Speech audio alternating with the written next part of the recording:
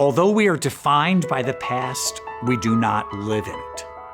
That's only a prelude to the future.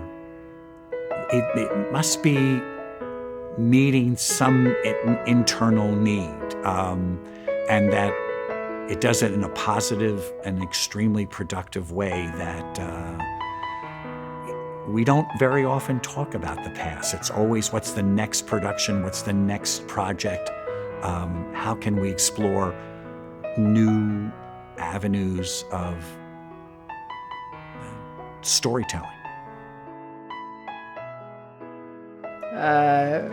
My father bought this property from here all the way through to the next street, which runs parallel to this street. I always forget the name of it. Do you remember the name of it?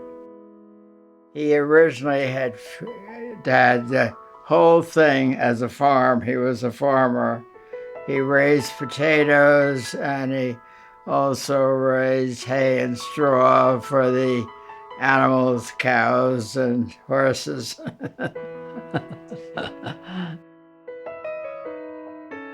My name is Holmdel Smith. I'm almost 83 years old. I've been involved with the theater from its inception. I'm a member of the board, a co-founder of the theater, which is named after my son, Duncan Smith. Duncan was very involved with the theater when he was in high school at Holmdel and in college at Johns Hopkins University. And he was on getting his master's degree in acting at the Meadows School for the Arts at Southern Methodist University.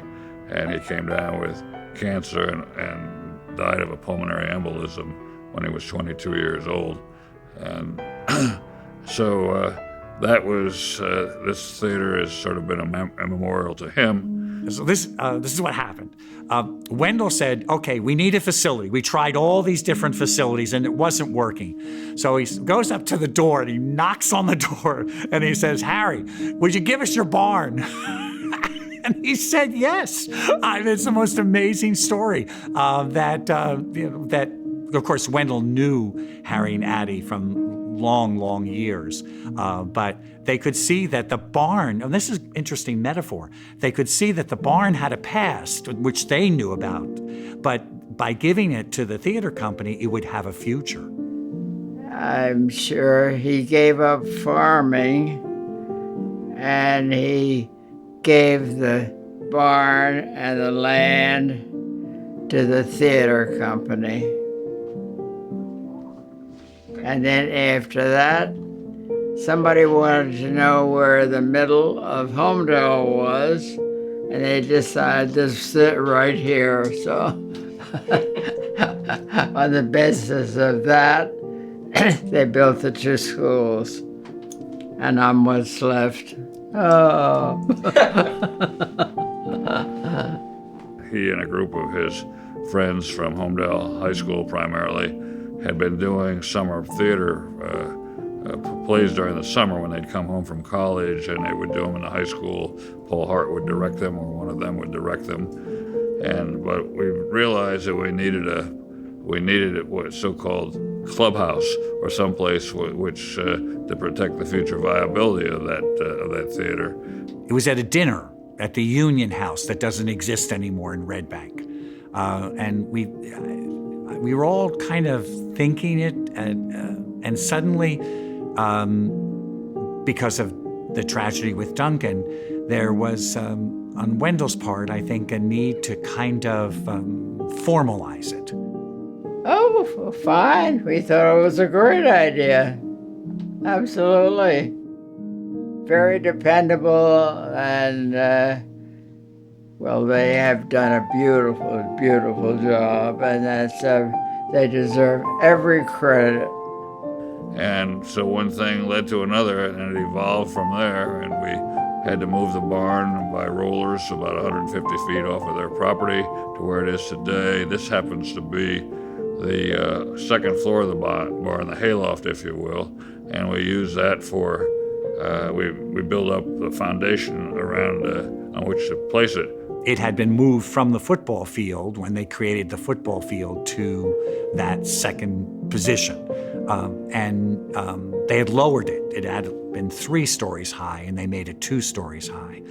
And we went into it, we looked, and I said, this is incredible. And Harry and Addie said yes. And we moved it 150 feet and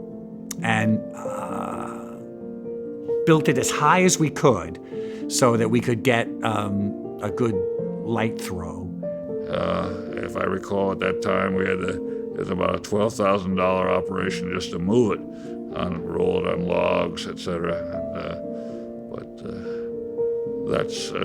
So it's moved around a bit, but I think it's found a permanent home now that it's on this foundation and what we've been doing. We ripped out the whole floor that you can see here because it had warped. They put it too close to the ground and they didn't vent it, so it warped. But that allowed us more space. I just think they've done a marvelous job, and they know exactly what to pick out and what to leave alone, I feel sure.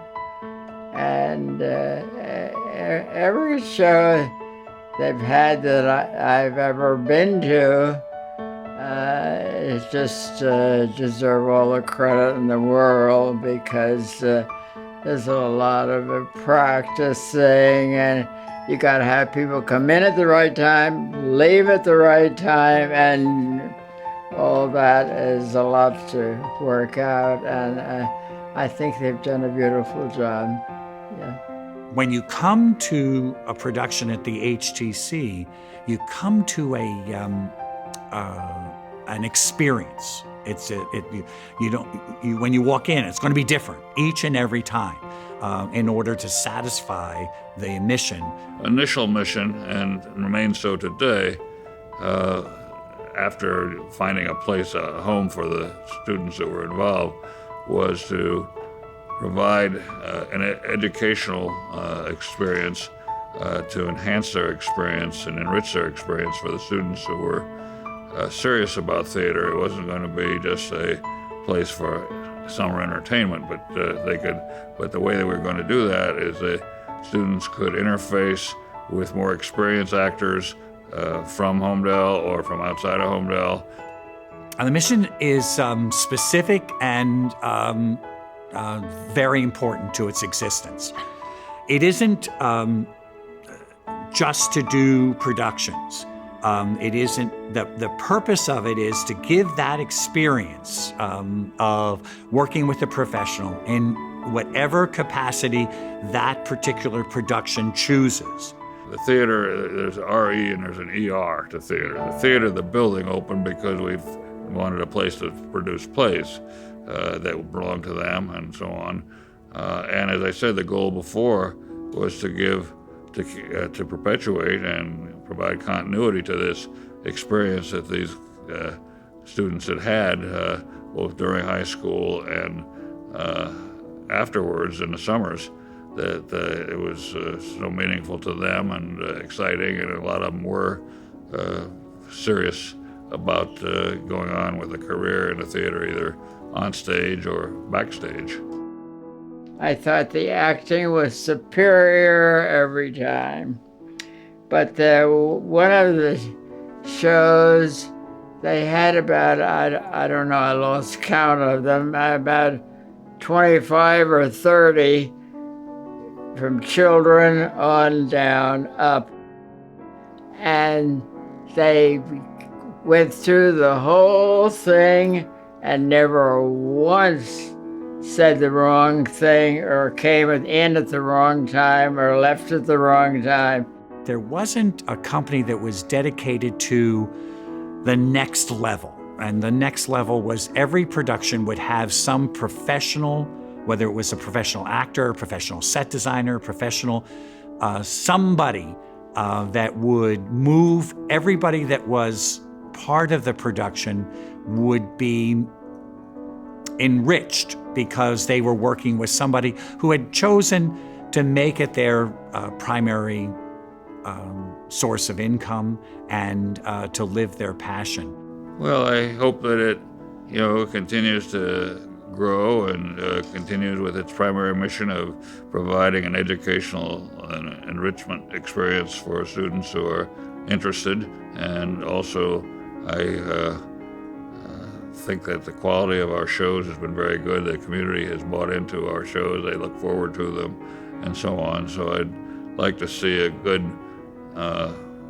mix between the two. And basically, I think that's what's going to happen. I think one of our challenges is keeping the leadership, having new leadership always coming along and pursuing those goals, because it can drift off and on. And our experience has been over the years, we've had some terrific people involved with the leadership. 20 years is a long time. One, it stays alive and not just existing. I'm not talking about that. I'm talking about that it stays alive. That sense of a plant that's alive sends out new shoots. Some of them grow, some of them don't.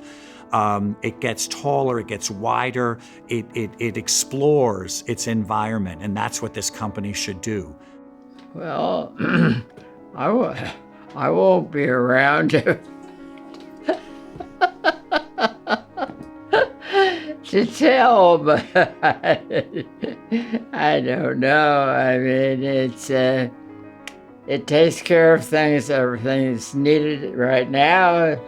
With this addition they put on too, I mean, I think you have enough. I mean, if they expand any more, they'll probably need a small barn next to it. Long after I'm gone, or whoever still continues that mission of it growing, it will be, and the barn, I hope, as old as it is, just keeps giving new ways of thinking about staging and interpreting. Addie Lepkert said earlier this morning, I won't be there to see it all either, but I'd like to know that that's going to happen. It's been good to us, and it's seen many, many years, and we hope it sees many more.